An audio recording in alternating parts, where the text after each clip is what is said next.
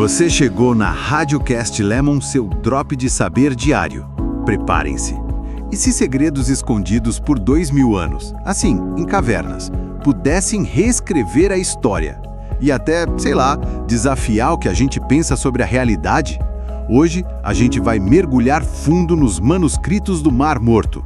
Uma descoberta quase por acaso, né? Que não para de surpreender. Exatamente. Foram encontrados, assim, meio sem querer mesmo, entre 1946 e 1947, por um pastor beduíno, lá perto das ruínas de Qumran.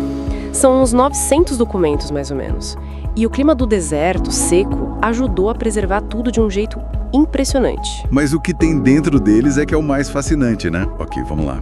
Vamos tentar desempacotar isso. A coleção é enorme. Tem textos em hebraico, aramaico, até grego, e cópias de quase todos os livros do Antigo Testamento. O exemplo clássico é o rolo de Isaías completo, né? 1000 anos, mais antigo que qualquer outra cópia conhecida antes. É muito louco pensar nisso. É impressionante. E não é só isso, sabe? Tem muitos textos que não estão na Bíblia que a gente conhece. Escritos sobre regras de comunidade, visões bem apocalípticas, rituais. E tem o famoso pergaminho de cobre. Super curioso esse. Ah, o do tesouro? Esse mesmo. Ele descreve uma lista de tesouros tipo ouro, prata, escondidos em vários lugares. Olha, nunca foram achados que se saiba. Mas, segundo as nossas pesquisas, essa lenda toda acabou inspirando um pouco o universo do Indiana Jones. Que legal. Mas, ok, aqui a coisa começa a ficar mais séria, digamos assim.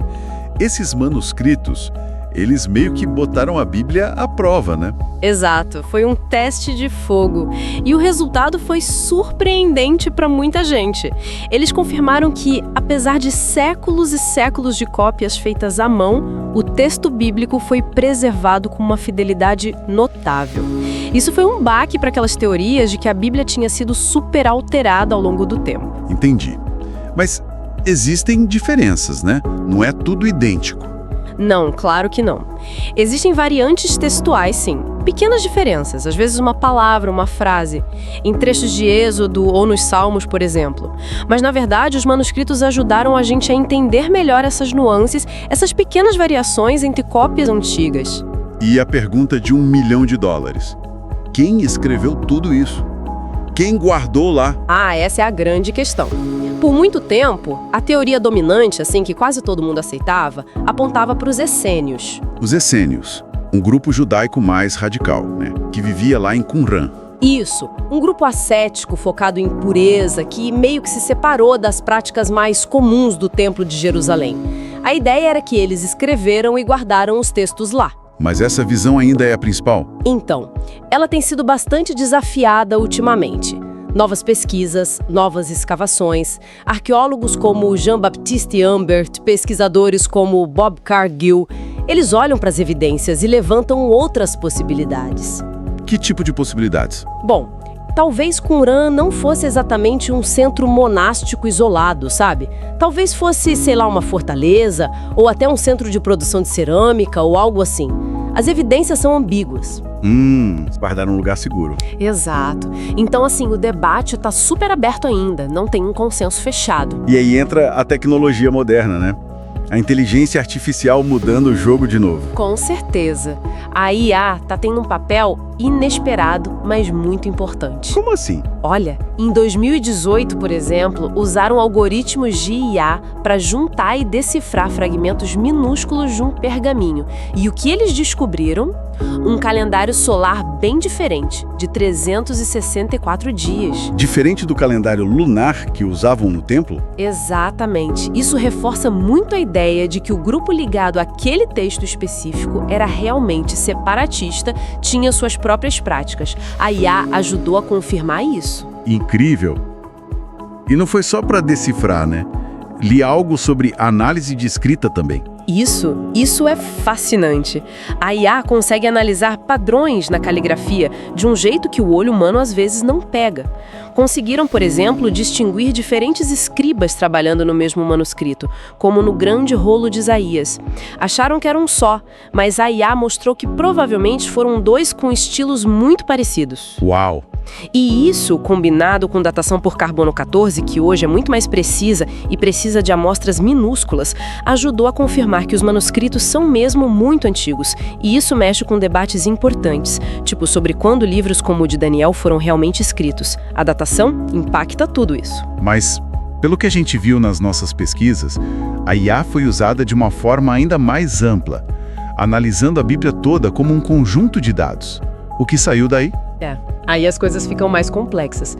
Algumas análises computacionais, olhando padrões linguísticos, temas e estilos em larga escala, sugerem que a Bíblia talvez não seja uma obra única, escrita de uma vez, sabe? A sugestão é que ela seria mais como fragmentos costurados, um resultado de um longo processo de edição com diferentes autores, diferentes editores, ao longo de muitos séculos. E, segundo essas análises, pode ter havido até omissões e acréscimos intencionais em certas linhagens de texto. Caramba! Isso leva a umas interpretações bem radicais, né? Que constam no material que a gente pesquisou. Sim, são conclusões que desafiam bastante as visões mais tradicionais. Com base nesse tipo de análise textual, alguns pesquisadores chegam a levantar hipóteses ousadas. Tipo a ideia de que figuras centrais como Moisés, por exemplo, talvez não sejam personagens históricos como a gente imagina uma pessoa única, mas sim talvez construções narrativas que juntam lendas, figuras heróicas e tradições mais antigas num personagem só. Nossa. E a ideia mais chocante, talvez, que a gente encontrou nessas pesquisas, a da simulação. Como assim? Essa é uma interpretação bem filosófica, né? E bastante extrema, é bom dizer. Alguns pensadores, mencionados nas fontes que consultamos, traçam um paralelo. Eles olham para a estrutura narrativa da Bíblia, para a ideia de um Deus criador, e conectam isso com ideias antigas, tipo dos gnósticos, que viam o mundo material como uma espécie de ilusão ou construção inferior, e também com ideias modernas, como a hipótese da simulação do filósofo Nick Bostrom, a ideia de que talvez a gente viva numa realidade simulada por computador. Então, a Bíblia seria tipo a narrativa dessa simulação. E Deus, o programador. É isso? É mais ou menos essa a provocação intelectual. É importante frisar que isso é mais uma especulação filosófica inspirada pela análise dos textos do que uma conclusão direta dos manuscritos do Mar Morto em si, tá? É uma ideia que surge ao cruzar os textos com essas outras correntes de pensamento. E claro, não explica tudo. Por exemplo, por que existiria dor e sofrimento numa simulação? Os pesquisadores que exploram isso sugerem que poderia ser parte de um experimento ou uma ilusão necessária para o sistema funcionar, mas são só hipóteses. Uau! Que viagem! Então, resumindo, os manuscritos do Mar Morto, agora com essa força da IA, continuam abrindo portas que a gente nem imaginava, fazendo a gente questionar não só a história e a fé, mas talvez a própria natureza da nossa realidade. Sem dúvida alguma. Eles são uma prova de como textos tão antigos ainda guardam muitos segredos. E de como a tecnologia pode nos dar ferramentas, lentes novas para olhar para eles. A pesquisa está muito, muito longe de terminar. Tem muita coisa para descobrir ainda. E fica a pergunta no ar, né? Se essas análises, mesmo que preliminares ou especulativas, sugerem que textos considerados sagrados passaram por edições e que figuras centrais podem ter elementos míticos, qual é, afinal, a natureza da verdade que a gente busca nesses documentos antigos? Fica aí para pensar. Bom, pessoal, obrigado pela atenção. Curtiu essa nossa exploração hoje? Foi intenso, né? Então não esquece, se inscreve aqui no canal, deixa aquele like para fortalecer e comenta aí embaixo o que você achou. Tem alguma sugestão de tema? Manda pra gente. E ativa o sininho, né?